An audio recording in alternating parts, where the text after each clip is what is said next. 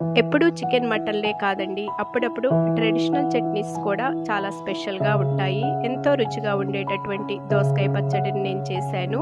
ఈ రెసిపీ ప్రిపరేషన్ని ఇప్పుడు తెలుసుకుందాం. హాయ్ అండి, welcome back to Queen's Kitchen. దోసకాయ పచ్చడి కోసం నేను ఈ సైజ్ దోసకాయ ఒకటి తీసుకున్నాను. ఇప్పుడు స్టవ్ మీద ప్యాన్ పెట్టుకొని అందులో కొంచెం ఆయిల్ వేసుకొని, ఆయిల్ హీట్ అయ్యాక కొన్ని పల్లీలు వేసుకొని వేయించాను. తర్వాత ఇందులోనే కొన్ని ధనియాలు, కొన్ని నువ్వులు, 1 స్పూన్ జీలకర్ర, అలానే కట్ చేసిన కొన్ని పచ్చిమిర్చి వేసుకొని అన్నీ బాగా వేగాక స్టవ్ ఆఫ్ చేశాను. ఇవన్నీ కూడా పూర్తిగా చల్లారాక మిక్సీ గిన్నె తీసుకొని ఇందులో వీటన్నింటినీ కూడా వేసి ఇందులోనే 3 వెల్లుల్లి రెబ్బలు, 2 అల్లం ముక్కలు, ముందుగానే సన్నగా కట్ చేసిన దోసకాయ ముక్కలు, నానబెట్టిన కొంచెం చింతపండు, రుచికి తగిన సాల్ట్, అలానే కొంచెం పసుపు వేసుకొని పేస్ట్లా కాకుండా బరకగానే గ్రైండ్ చేసుకోవాలి.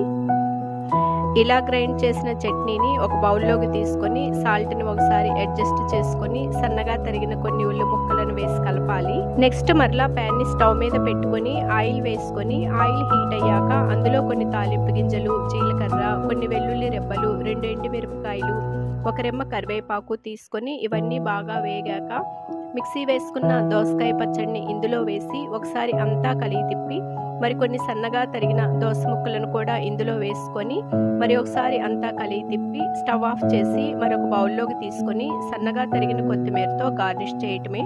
వేడివేడి అన్నంలో నెయ్యి వేసుకొని ఈ దోసకాయ చట్నీతో తింటుంటే ఎంతైనా తినాలనిపిస్తుంది. అంత బాగుంటుంది ఈ దోసకాయ చట్నీ.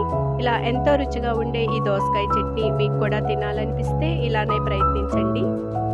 మీకు ఈ వీడియో నచ్చినట్లయితే లైక్, షేర్ అండ్ సబ్స్క్రైబ్.